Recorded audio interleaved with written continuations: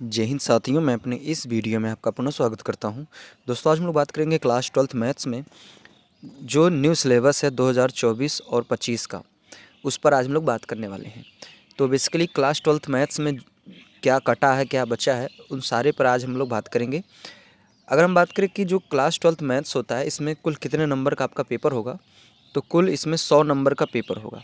और जिसमें से सभी जो नंबर आपको मिलेंगे वो लिखित परीक्षा देने से मिलेंगे। जैसे आप भौतिक विज्ञान, रसायन विज्ञान, जीव विज्ञान की बात करें तो उसमें से आपका 70 नंबर का लिखित होता है, बाकी 30 नंबर जो होता है वो प्रैक्टिकल और वाइवा में मिलता है। लेकिन इसमें गणित में क्या होता है कि जैसे आपके गणित हो गया, अंग्रेजी हो गया, हिंदी हो गया, तो ये सब ऐसे विषय हैं जिसमें आपको पूरा 100 नंबर का पेपर होता है, पूरा लिखित होता है। इसका आपका सेंटर जाएगा, ठीक है, और आपको पूरा रिटर्न देना पड़ता है इसमें। अगर हम बात करें कि इसमें मिनिमम कितने मार्क्स मिलने चाहिए ताकि आप पास हो सकते हैं, तो मिनिमम आपको 33 नंबर लाना पड़ेगा। यानी 100 में से 33 नंबर आप लाएंगे, तब जाके आप इसमें पास माने जाएंगे। ठीक है, तो इतनी बातें उम्मीद करूँगा आ गई समझ में। अब हम बात करें अगर इसमें चैप्टर की, तो बेसिकली इसमें कक्षा 12 गणित में कुल मिला के 6 इकाइयाँ हैं। ठीक है, और 6 इकाइयाँ हैं। इनमें जैसे हम बात करें पहली इकाई की, तो पहली इकाई का नाम है संबंध तथा फलन। इसमें 2 चैप्टर आते हैं आपके, और ये संबंध और फलन से जो बोर्ड एग्जाम में आपके नंबर पूछे जाएंगे वो 10 नंबर में पूछे जाएंगे। अगली इकाई जो होती है आपकी वो बीजगणित होती है। इसमें 2 चैप्टर आपके आते हैं, और ये आपके बोर्ड एग्जाम में 15 नंबर में पूछा जाता है। और अगला आपका होता है अगली इकाई जो होती है जिसका नाम है कलन, जिसको अंग्रेजी में कैलकुलस भी बोलते हैं। और इसमें कुल मिला के आपके 5 चैप्टर होते हैं, और ये सबसे ज़्यादा आपके एग्ज़ाम में पूछा जाता है 44 नंबर में। इसमें 5 चैप्टर होते हैं, और आपके बोर्ड एग्ज़ाम में सबसे ज़्यादा नंबर यही देता है, 44 नंबर का आता है। और अगली इकाई जो होती है, अगली इकाई का नाम है सदिश तथा त्रिविमी ज्यामिति। इसमें 2 चैप्टर है, और ये आपके बोर्ड एग्ज़ाम में 18 नंबर में पूछा जाता है। अगली इकाई है रैखिक प्रोग्रामन। देखिए यहाँ पे एक चैप्टर है, और यही चैप्टर यही इकाई है, ठीक है। और ये एग्ज़ाम में 5 नंबर में पूछा जाता है। इसमें फिक्स है, एक प्रश्न पूछेगा 5 नंबर का। और अगली इकाई जो है लास्ट वाली वो है प्रायिकता। इसमें भी एक ही चैप्टर है, ठीक है। और ये प्रायिकता आपके बोर्ड एग्ज़ाम में 8 नंबर में पूछा जाता है, ठीक है। तो हमने इतनी बातें कर ली चैप्टर पर, कौन चैप्टर कितना नंबर का पूछेगा, सारा कुछ हमने डिस्कस किया। अब आइए हम लोग स्टार्ट करते हैं, कि करके समझेंगे कि पहली इकाई में, दूसरी इकाई में क्या क्या है, क्या नहीं है। तो अगर हम बात करें इकाई यूनिट नंबर फर्स्ट है, तो इसमें इसका नाम है संबंध तथा फलन, ये इकाई का नाम है। और इसमें पहला जो चैप्टर है वो संबंध तथा फलन चैप्टर का भी नाम है, ठीक है। तो इसमें क्या क्या है, तो इसमें है संबंधों के प्रकार, स्वतुल्य, सम्मित, संक्रामक तथा तुल्यता संबंध, एकैकिक तथा आच्छादक संबंध। तो इतनी चीज़ इसमें पढ़ना है पहले वाले एक्सरसाइज में। फिर उसके बाद इसमें दूसरा, इसी यूनिट नंबर सेकंड में दूसरी एक्सरसाइज आपकी आती है प्रतिलोम त्रिकोणमितीय फलन। तो ये भी ज़्यादा बड़ा नहीं है, ये दोनों बहुत ही छोटे छोटे हैं, और ये आपके बोर्ड एग्ज़ाम में 10 नंबर में पूछा जाता है। तो अगर हम बात करें प्रतिलोम त्रिकोणमितीय फलन में क्या कहते हैं, इसमें प्रतिलोम त्रिकोणमितीय फलन की परिभाषा, परिसर, प्रांत, मुख्य मान, शाखाएँ, प्रतिलोम त्रिकोणमितीय फलनों के आरेख, इन सबको आलेख, इन सबको हमको क्या करना है, पढ़ना है। अगला नंबर आता है दूसरी इकाई, जिसको हम लोग बीजगणित के नाम से जानते हैं। इसमें बेसिकली 2 चैप्टर आता है, एक आपका होता है आपव्यूह और एक होता है सारणिक, ठीक है। तो ये आपके इकाई नंबर सेकंड में आते हैं। तो आपव्यूह में ये आपका पूरा दिया, हालांकि आगे भी कुछ है इसमें, जैसे इसमें संकल्पना, संकेतन, क्रम, समानता, अवयवों के प्रकार, शून्य तथा तत्समक अवयव, अवयव का परिवर्त, सम्मित तथा विसम्मित अवयव, विषम सम्मित अवयव, अवयव की क्रियाएं, इनका योग, गुणन, अदिश, ये सब चीज़ें इसमें दी गई हैं। तो आप इसका स्क्रीनशॉट ले सकते हैं, ठीक है। तो जब आप इसको पढ़ेंगे तो अच्छे से आपको सारी चीज़ें समझ में आने वाली है। तो अवयव में इतना है, बाकी और आगे भी है कुछ। अवयव में ये बच्चे जैसे व्युत्क्रमणीय अवयव तथा व्युत्क्रम की अद्वितीयता एवं उसका अस्तित्व है, तो अवयव के गुणन, वास्तविक संख्याएं, इस सब तरह के टॉपिक आपके मिलेंगे। उसके बाद इसी में आपके यूनिट नंबर सेकंड में अगला जो एक्सरसाइज आता है वो होता है सारणिक, और ये भी इम्पॉर्टेंट है। इसमें से भी बहुत अच्छे अच्छे नंबर के प्रश्न पूछे जाते हैं। इसमें जैसे आपका एक वर्ग अवयव का सारणिक 3x3, क्रम के वर्ग अवयव तक, फिर उप सारणिक, सहखंड, सारणिकों का अनुप्रयोग, त्रिभुज का क्षेत्रफल ज्ञात करने में, सहखंड अवयव तथा अवयव का व्युत्क्रम, संगत, असंगत, इन सब के बारे में दिया गया है। तो ये आपका सारणिक से इतने टॉपिक आपके हैं, ठीक है। उसके बाद अगली जो इकाई आती है थर्ड इकाई, और ये बहुत ही मोस्ट इंपॉर्टेंट इकाई है। यहाँ से आपके 44 नंबर में पूछा जाता है, और इसमें बेसिकली 5 एक्सरसाइज आपकी आती हैं। तो इसमें अगर हम बात करें तो इकाई नंबर थर्ड में जो कलन है, जिसको अंग्रेजी में कैलकुलस कहते हैं, तो इसमें होता है आपका अवकलन, फिर उसके बाद अवकलन का अनुप्रयोग, फिर समाकलन के अनुप्रयोग, फिर एक चैप्टर आता है अवकल समीकरण। तो उसमें अवकलन समाकलन में आपने जितनी भी चीज़ों को आपने पढ़ा है वो सारा मिक्स उसी में कर दिया है। मतलब अवकल समीकरण में आप अवकलन भी पढ़ेंगे और उसमें समाकलन भी आप पढ़ेंगे। यानी कहने का मतलब जैसे आपने अवकलन पढ़ लिया, समाकलन पढ़ लिया, उसके बाद अगर आप दोनों को एक साथ रिवीजन करना चाहते हैं तो आप अवकल समीकरण में उस चीज़ को आप अच्छे से कर पाएंगे।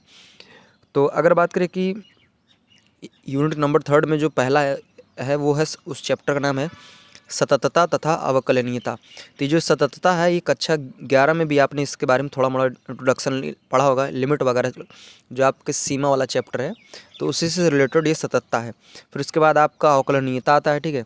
इसमें आपके इतने टॉपिक हैं, इसमें जैसे सततता तथा अवकलनीयता, फिर संयुक्त फलनों का अवकलन, श्रृंखला नियम, अस्पष्ट फलनों का अवकलन, चर घातांकी, लघुगुणकी, इस तरह के आपके टॉपिक आएंगे। फिर उसके बाद इसमें नेक्स्ट आता है अवकलन के अनुप्रयोग। तो अवकलन के अनुप्रयोगों में आता है कि परिवर्तन की दर, वृद्धि, ह्रास मान, उच्चतम मान, निम्नतम मान, इस तरह के टॉपिक आपको देखने को मिलेंगे। उसी तरह अगर बात करें समाकलन में, तो समाकलन भी बहुत इंपॉर्टेंट है, यहाँ से बहुत ज़्यादा प्रश्न आपके बोर्ड एग्जाम में आते हैं। जैसे समाकलन, फिर उसके बाद कह रहा है कि अवकलन के व्युत्क्रम प्रक्रम के रूप में कई प्रकार के फलनों का समाकलन, प्रतिस्थापन द्वारा, आंशिक भिन्नों द्वारा, शाखंड, इस तरह के, ठीक है। उसके बाद सरल समाकलनों का मान ज्ञात करना, उन पर आधारित प्रश्न, कलन का आधारभूत प्रमेय, निश्चित समाकलनों के मूल गुणधर्म और उनके मान ज्ञात करना। तो इतने टॉपिक आपके समाकलन में आपको पढ़ने हैं।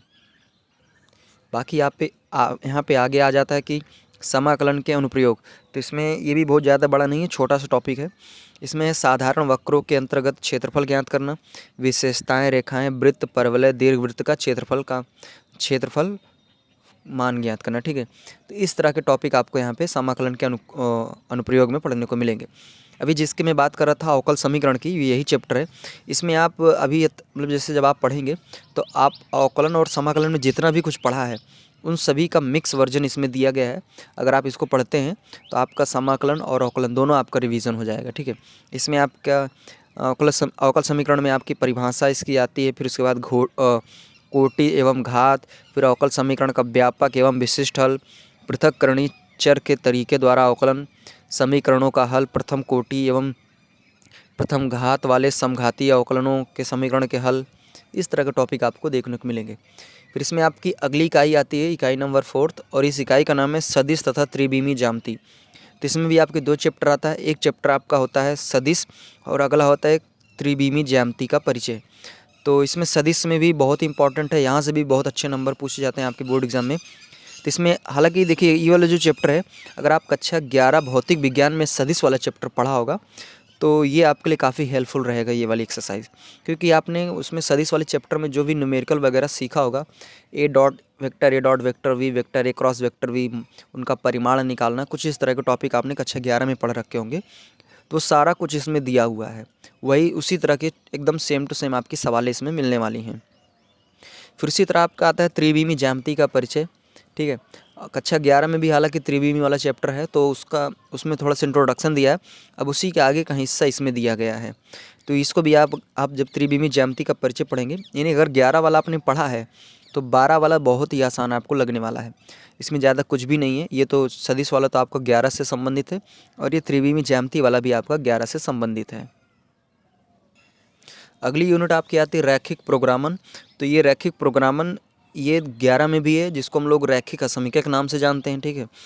तो ये रैखिक प्रोग्रामन जो है ये भी बहुत ही ज़्यादा हार्ड नहीं, बहुत ही आसान है। और यहाँ से फिक्स है कि 5 नंबर में आपके प्रश्न पूछे ही जाते हैं, 100% फिक्स है। एक प्रश्न 5 नंबर का इसमें आपसे पूछा जाएगा, जो कि बहुत ही ज़्यादा आसान होते हैं, कुछ ज़्यादा इसमें मेहनत नहीं करना पड़ता है। तो अगर आपने कक्षा 11 में रैखिक असमीकरण पढ़ा है तो उसको पढ़ा है तो यहाँ पे ये आपको बहुत ही ज़्यादा आसान लगने वाला है, ये बहुत ही ज़्यादा हार्ड नहीं है, ठीक है। उसके बाद नेक्स्ट इकाई आपकी आती है प्रायिकता। और प्रायिकता हालांकि आपने कक्षा 9 से भी पढ़ा है, कक्षा 9 में आपने पढ़ा होगा, 10 में पढ़ा होगा, 11 में भी पढ़ा होगा, और प्रायिकता को आप 12 में भी पढ़ने वाले हैं।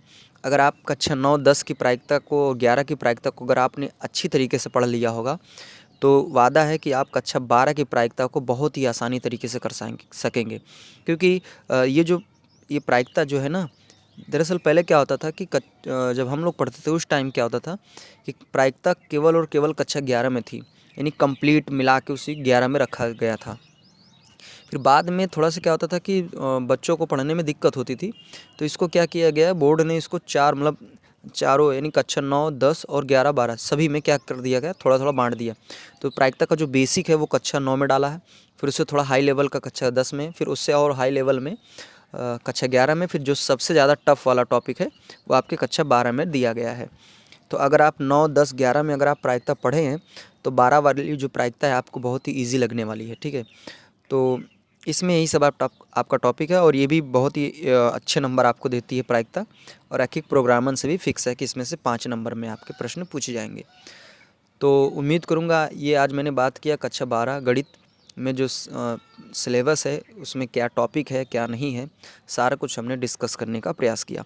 उम्मीद करूँगा सारी बातें आपको अच्छी तरीके से समझ में आ गई होगी। तो अगर आप तैयारी भी करना चाहते हैं तो ये सारे वीडियो आप इसी चैनल में आप प्राप्त कर सकते हैं। अगर आप देखना चाहते हैं तो विज़िट करके हर एक टॉपिक का हर एक वीडियो आप देख सकते हैं। तो अब हमें दीजिए इजाज़त, इसी तरह मिलेंगे अगली वीडियो में, तब तक के लिए जय हिंद, वंदे मातरम।